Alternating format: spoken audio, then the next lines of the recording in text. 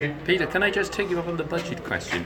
You suggested the budget's not yet fixed. How soon would it be before you know what your budget is? Hopefully soon. And like I said, so we're just ongoing, and it's been, obviously it's tough for everybody to find the right sort of balance because obviously we want to be competitive. So we want to keep this momentum going. But I think that a lot of that will come down to what they're figuring in for estimated season tickets and things like that, and sales. And that's why I've said a couple of times it's really important that our supporters, as great as they've been, are even greater next year, because they give us what they will do. The more season tickets they buy, the better chance we have of being more competitive. And like I said, we know that the average attendance has dropped every year through the last 3 years, but we'd love it now.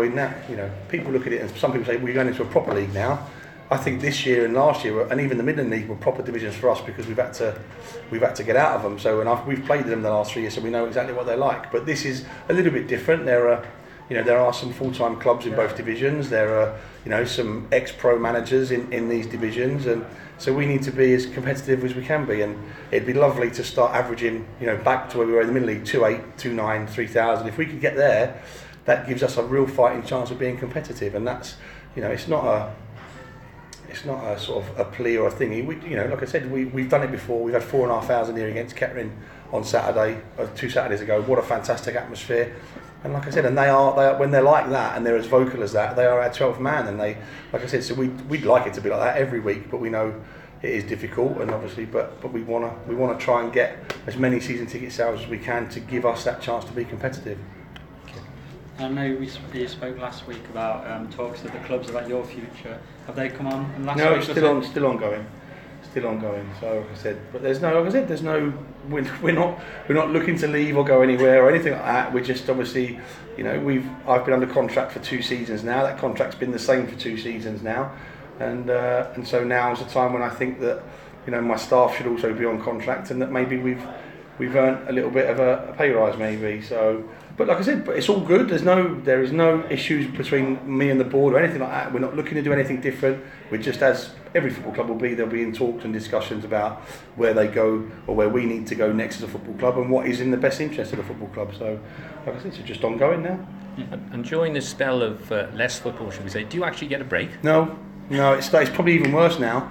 So because you end up sitting around of an evening and you end up making a lot more phone calls, and you're obviously trying to liaise with players that you're interested in, and obviously our pre-season's almost set now. I think we're just waiting for 2 to come back to confirm, and if they do, then our pre-season's done. So that's been ongoing. Obviously facilities and training and the training programme through pre-season needs to be tailored right to the games and then to the league. I think it starts a week earlier in this year in the Southern League. I think it's the first week of August rather than the second weekend of August.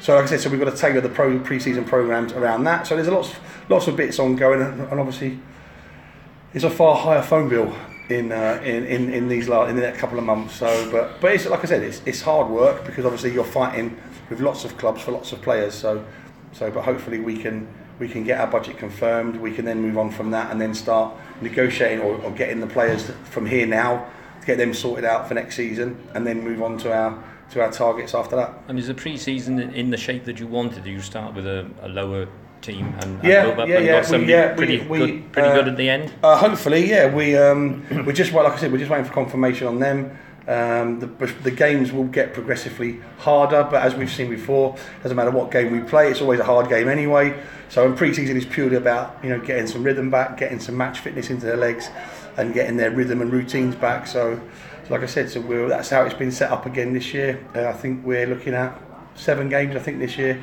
So like I said, and when they're all confirmed, then I'm sure the club will start announcing them as they go through. But you're not starting any earlier pre-season training or anything? Yeah. Starting a week earlier because the season starts a week earlier. So we're looking at the moment 23rd or 26th of June. So I think last year we started 1st of July. I think was on a Saturday. It's just funny how the Southern League Awards dinner is the 23rd of June. So that's obviously, we might not start that day. We might, and that's what we're saying about we need to tailor the programme to make sure that it's conducive to the players going through and it's not too long or too short, and that everybody when they start the season is hopefully sort of just coming into their peak of fitness.